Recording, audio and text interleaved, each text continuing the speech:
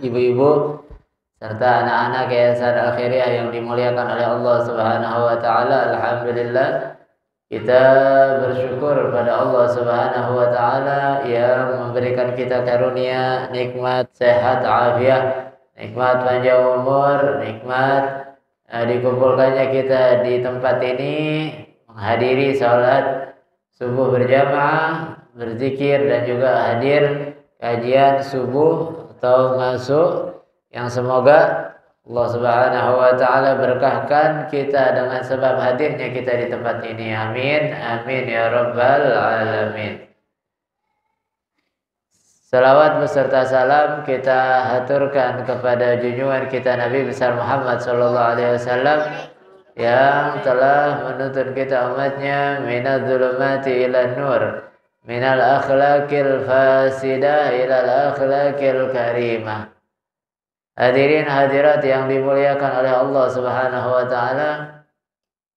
Kemarin kita telah membahas daripada kitab Maqasidus Shaum karangan Al-Imam Syekh Al-Izz Abdul Salam bin Abdul Aziz As-Sulami.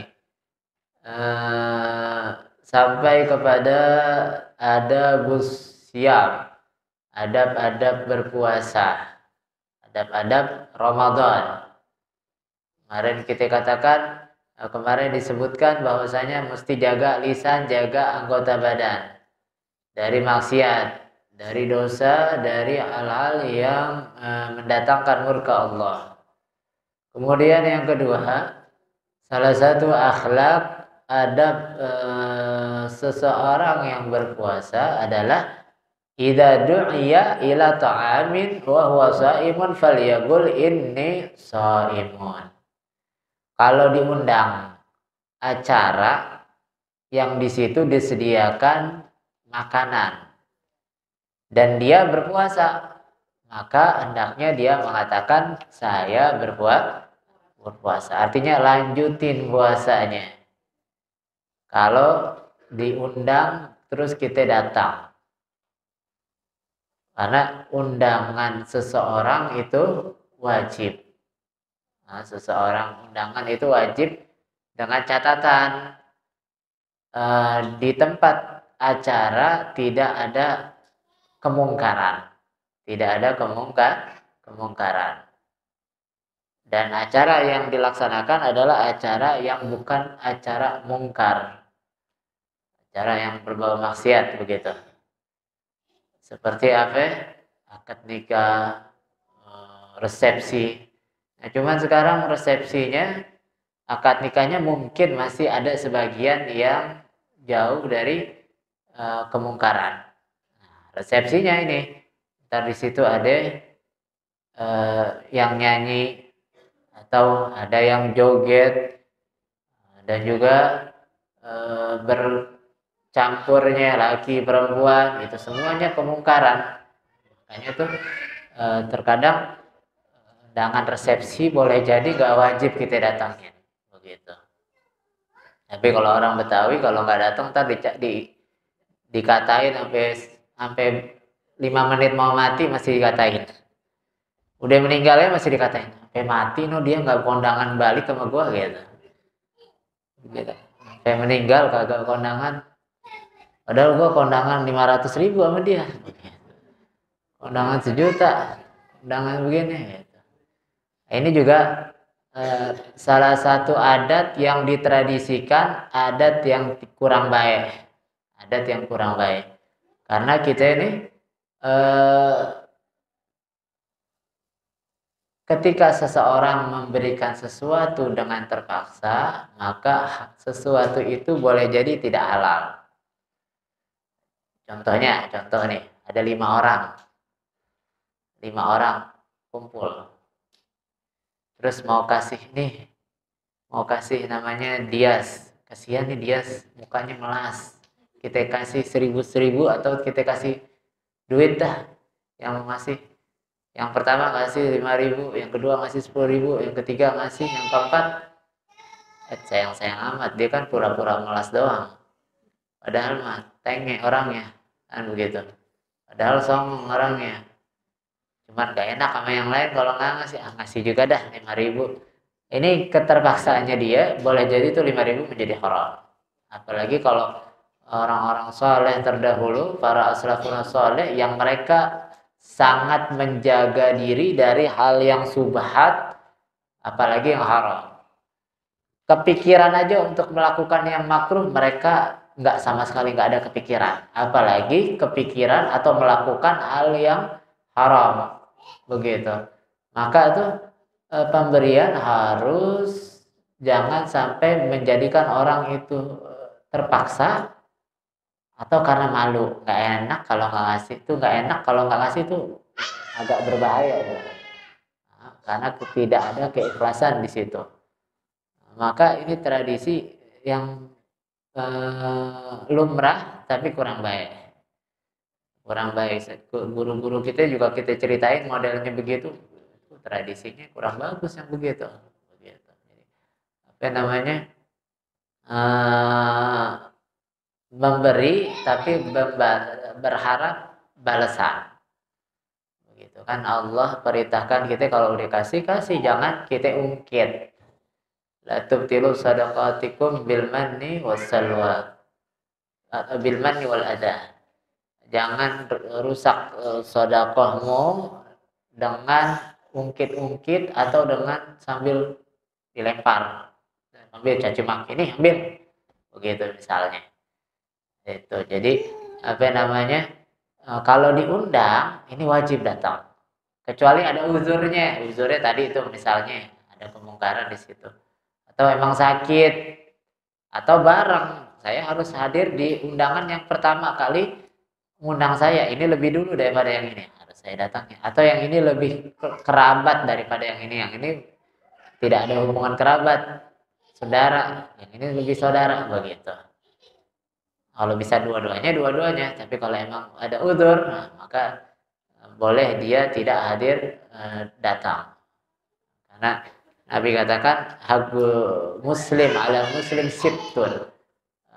Haknya orang muslim bagi orang muslim yang lain ada 6. Idza salamak kalau apa namanya mengucapkan salam maka wajib dijawab. Kalau bersin dia ngucapin alhamdulillah wajib harus dijawab dengan yarhamukallah atau yarhamukillah kalau perempuan. Kalau dia nggak ngucapin alhamdulillah gimana? Ingetin alhamdulillah biar dia ngucapin alhamdulillah. Terus lagi kalau sakit jengukin. Terus lagi apa? Kalau diundang datang fa'ajibhu. Idza da'aka fa'ajibhu. Kalau diundang datang. Terus kalau meninggal anterin. Kalau meninggal anterin. Jadi apa namanya? Kita harus memiliki hak bagi muslim yang lain yang harus kita penuhin. Nah, kalau kita diundang makan, diundang jamuan, kita puasa, kita bilang kita puasa.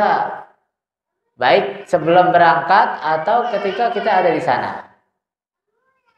Kalau ini puasa wajib, kita harus lanjutkan puasa wajib kita.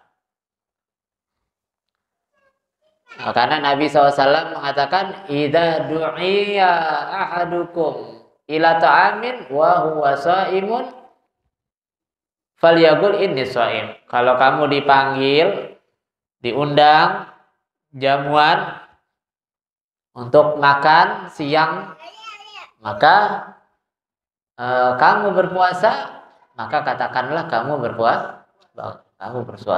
Artinya lanjutin. Disebutkan uzurnya. Nah, saya nggak bisa datang nih karena saya sedang berpuasa. Apalagi ini bulan Ramadan atau di bulan lain. Saya nggak bisa datang, mohon maaf karena saya lagi puasa qadha Ramadan. Kan wajib juga tuh. Atau saya lagi puasa kafaroh, ini bayar kafaroh. Atau saya lagi puasa nazar, puasa Senin, saya nazarin. Supaya apa? Supaya menjaga perasaan yang ngundang kita. Orang kalau dilihat nggak makan, kenapa ya, nggak ada alasannya kok nggak makan, dia nggak doyan, apa dia marah, apa dia segala macam, udah timbul sangkaan-sangkaan yang tidak baik akhirnya. Fa'in khafa riya warra bi'udrin akhar.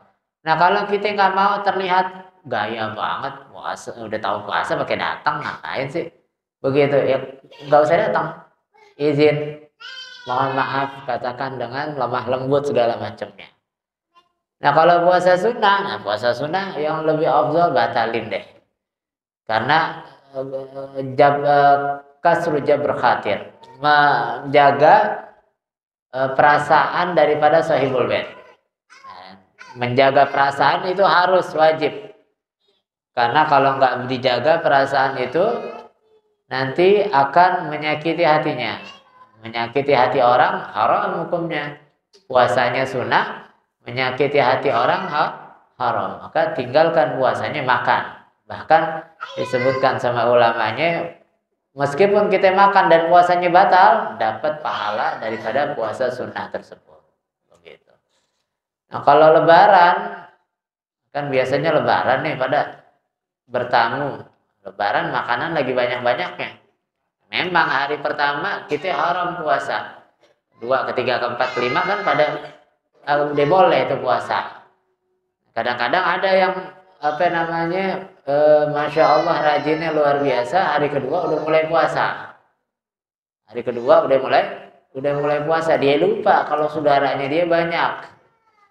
Lupa dia bakalan datang ke rumah saudaranya. Belum saudara dari bapaknya, dari emaknya, dari segala macam deh tuh. Dari mertuanya, dari mertua laki, mertua perempuan. Belum dari besannya. Banyak banget yang mesti didatengin. Belum datang ke rumah guru-gurunya. Tuh. Belum datang ke supir angkot yang biasa nganterin. Didatengin juga nggak tuh? Begitu. Nah kalau emang kita tahu nih kesibukan kita di bulan Syawal, maka yang lebih afdol kita akhirkan aja puasanya, nggak harus pertama juga puasanya. Kita akhirkan sampai 2 minggu setelah Lebaran. Nah, 2 minggu baru puasa, atau minggu terakhir kita baru puasa, apa-apa juga. Begitu. Daripada kita berangkat karena suasananya nggak yang kalau denger saya maaf ya saya puasa terus orang-orang oh iya Masya Allah ya puasa ya Alhamdulillah saya pengen juga begitu. Suasana kita nggak begitu sekarang. Kalau ada yang bilang maaf ya saya puasa sunnah nih, bahaya banget nih orang, lagi mengetahuan mau lebaran pakai puasa tuh. Suasana kita beda sama suasana orang dulu. Suasana kita modelnya begitu. Kalau ada yang puasa pasti enggak. Emang udah ketahuan mau lebaran pakai puasa. Ngapain puasa sih kan begitu. Nah, daripada terjadi hal yang demikian, maka lebih ahsan dan lebih afdal puasanya diundur aja. Karena kita juga nggak boleh menjadi penyebab orang melakukan dosa, orang memiliki pikiran-pikiran yang tidak baik.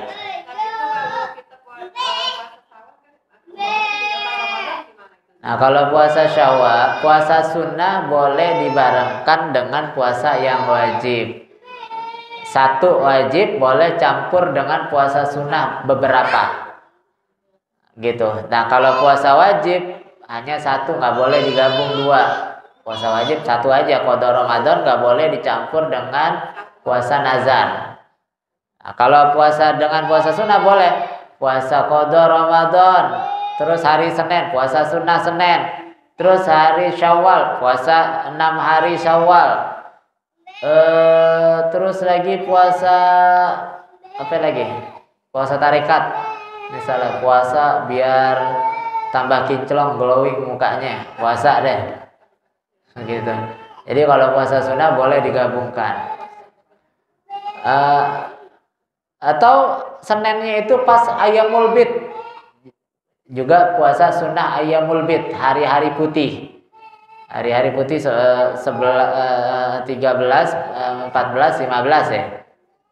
Enggak, 15, 16, iya 13, 14, 15. Begitu. Ayyamul bid. Ada ayyamus sud, hari-hari gelap, akhir bulan atau awal bulan begitu. Jadi banyak puasa-puasa sunnah yang bisa dimasukkan ke dalam puasa yang kita ingin lakukan. Begitu. Jadi boleh aja. Nah, kalau qada puasa Ramadan itu jangan gampang untuk dibatalin karena itu qada wajib. Gitu. Terus biasanya pertanyaan tahunan adalah kalau saya tahun kemarin, 2 tahun yang kemarin belum saya qada sampai sekarang, maka setiap 1 tahunnya qada puasanya ditambah 1 mud, mengeluarkan 1 mud, kasih makan orang sepiring dah, begitu. 1 mud itu kurang lebih 7, berapa ons gitu, 7,25 ons. Siapa? Bang Celeng. Ceng itu. Ini. Jadi ngomong apa tadi tuh? Kalau diundang, gitu jadinya. Jadi jaga perasaan orang itu penting. Termasuk ibadah yang paling afdal menjaga perasaan orang. Jabar khatir, kalau kita biasanya orang-orang Arab biasanya bilangnya jabar khatir, jaga perasaannya orang. Itu jabar khatir tuh banyak para aulia yang mendapatkan makam tinggi di sisi Allah karena menjaga perasaan orang. Itu Nabi juga contohin. Nabi contohkan jabar khatir, jaga perasaan orang. Itu Nabi pernah lagi kumpul begini sama sahabatnya, ada yang ngasih anggur. Nabi biasanya kalau dikasih makanan, beliau makan, dikasih sebelah kanannya. Muter gitu, semua kebagian. Nah ini dikasih anggur sama orang dari mana-mana datang ngasih anggur sama Nabi dimakan. 1 dilihatin ya sama sahabatnya, bagi nggak nih, begitu. 2 dia makan lagi, wah kayaknya enak nih sampai 2 makannya. 3 dia makan lagi, terus sambil ngobrol dengan dia sampai orangnya pamitan pulang duluan. Setelah pamitan, sahabat dalam hatinya ada unek-unek nih, anggur nggak dibagi tuh, kita dianggurin aja nih, begitu, nggak dibagi. Akhirnya Nabi SAW singkat cerita jelasin, coba nih makan anggurnya. Akhirnya ketika dimakan itu anggurnya, wajahnya daripada sahabat yang makan itu berubah. Kita kalau makan asam tuh berubah gitu, mengerenyut. Ya, mengerenyut bahasanya apa tuh? Kalau keaseman gitu, mukanya berubah. Heran dia, asem banget ini. Terus mukanya dia yang lebih mengherankan lagi bukan asemnya. Yang lebih heran lagi Nabi makannya kayak manis, mukanya nggak berubah. Itu jabar kata Nabi SAW, kalau muka saya berubah, kalau saya kasih kalian, nanti kalian mukanya berubah. Apalagi sampai ada yang komentar, apalagi asem amat ini ya. Kadang-kadang kan suka begitu tuh, yang mulutnya nggak sekolah tuh, asem banget ini ya. Lalu duitnya pakai duit haram kali belinya gitu. Panjang jadinya, menghinanya panjang. Udah menghina buahnya, menghina yang beli, menghina hartanya. Habis semua dihina. Nabi nggak kepengen begitu, pengen jaga perasaannya dia, sehingga Nabi menahan untuk memberikan kepada sahabatnya. Jabar khatirnya Nabi Muhammad SAW, jaga perasaan orang, begitu. Para aulia begitu juga, niru Nabi Muhammad SAW. Jadi kita jaga perasaan. Kalau diundang, datang. Kalau puasa sunnah, udah batalin aja udah. Kalau puasa sunnah mah, kecuali puasa wajib kita harus. Bahkan kalau emang dikhawatirkan kita ngomong puasa, nanti jatuhnya jadi kita seakan-akan merasa paling ahli ibadah. Mendingan gak usah ngomong, langsung aja makan. Gak usah ngomong, saya puasa lagi nih sunnah. Kadang-kadang gitu kan. Jaga perasaan tapi pengen tetap kelihatan ahli ibadah. Saya sebenarnya puasa ini, cuma saya jabar khatir aja ini ya. Nggak apa-apa ya, saya makan dah nih buat nyenangin sahibul bait. Begitu. Kadang-kadang suka begitu, kepanjangan. Terus itu yang kedua, kalau diundang kita datang. Kalau kita puasa kita bilang puasa, kalau nggak puasa, kalau puasa sunnah udah batalin deh. Yang ketiga, adab-adab bulan Ramadan adalah mayaqulu idza aftar. Baca doa ketika berbuka. Yang diriwayatkan oleh Nabi SAW, di sini disebutkan zahaba dhama'u wa tallatil uruqu wa thabatal ajru insyaallah. Riwayat yang lain, Allahumma laka sumtu wa ala rizqika aftartu. Hadis yang lain, alhamdulillahilladzi a'anani fasumtu wa razaqani fa aftartu. Ini doa yang datangnya dari Nabi, dan riwayat yang lain banyak. Kita tulis ada beberapa doa tuh banyak. Allahumma laka sumtu wa bika amantu wa ala rizqika aftartu wa ilaika anabtu wa rahmataka rajautu wa sabatal ajru. Terus lagi dhahabat dhama'u wabtalatil uruqu wa sabatal ajru insyaallah taala. Allahumma alhamdulillahilladzi anani fasumtu wa razaqani fa aftartu. Allah ana fasumtu wa razaqani fa aftartu. Alhamdulillahilladzi terus lagi Allahumma firli rabbi firli. Terus ya azim ya azim. Doa-doa yang dianjurkan berpuasa setelah kita berpuasa. Nah, doanya dibacanya setelah basah masuk korma dan air, minimal udah batal. Jadi karena doanya haus sudah hilang dahaga, leher udah basah. Nah, kalau udah basah berarti kan udah buka. Nah, ini doanya. Jadi ketika makan korma pertama atau minum air teh pertama, kita baca bismillahirrahmanirrahim. Allahumma barik lana fima razaqtana wa qina adzabannar. Baca doanya itu. Ada hidangan yang banyak ini biar berkah. Masuk juga bismillahirrahmanirrahim. Selesai, baru udah selesai mau sholat maghrib, makan kecil, baru alhamdulillahilladzi Allahumma laka sumtu wa bika amantu wa ala rizqika aftartu wa rahmataka rajautu wa ilaika anabtu wa alaika tawakkaltu zahabat dhama'u wa ibtalatil uruq wa sabatal ajru insyaallah taala. Atau alhamdulillahilladzi Allahumma laka sumtu wa bika amantu wa ala rizqika aftartu bi rahmatika ya arhamar rahimin. Tambahin dikit zahabat dhama'u wa ibtalatil uruqu wa sabatal ajru. Jadi baru baca doanya, baru di sholat maghrib. Kalau emang mau langsung makan nasi nggak apa-apa, bismillahirrahmanirrahim, makan nasi selesai, baru alhamdulillah Allahumma laka sumtu wa bika amantu wa alaika tawakkaltu bi rahmatika ya arhamar rahimin. Begitu. Jadi doanya setelah kita batalin. Terus lagi ya azim itu doa yang kalau dibaca itu dia sama seperti orang yang baru dilahirkan sama ibunya. Ini azim anta ilahi la ilaha ghairuk ighfir dzambal azim fa innahu la yaghfiru dzambal azim illa al azim.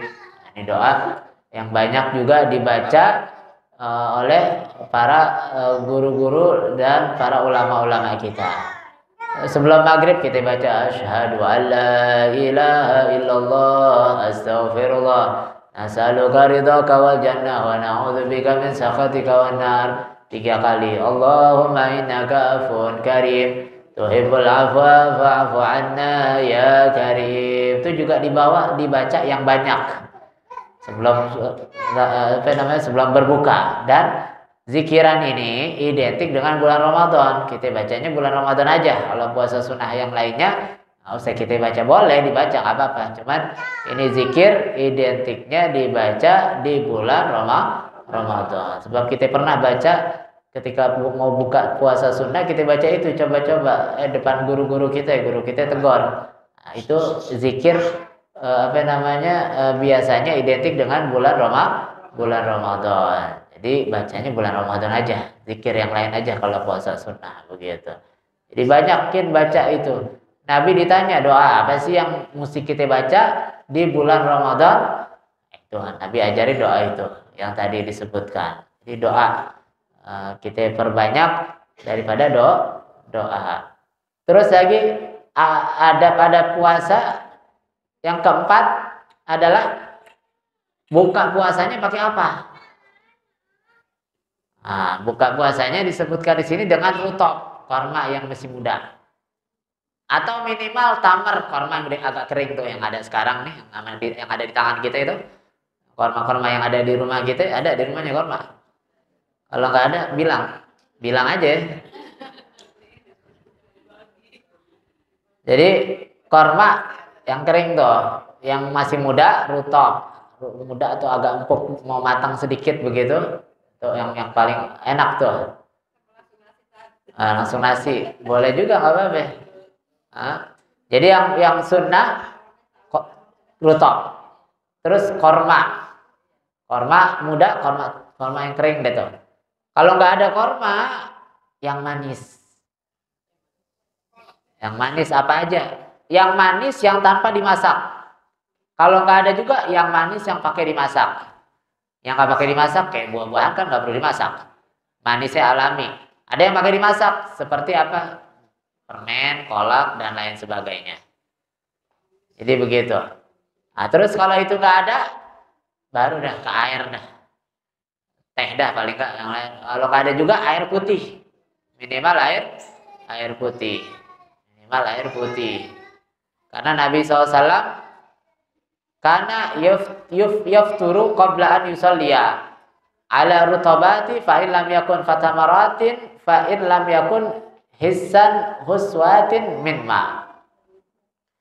Itu Nabi kalau buka puasa pakai korma muda, kalau nggak dapat ya korma yang kering, yang tua. Kalau nggak dapat juga pakai roti yang diceburin, makanan yang celupin di air.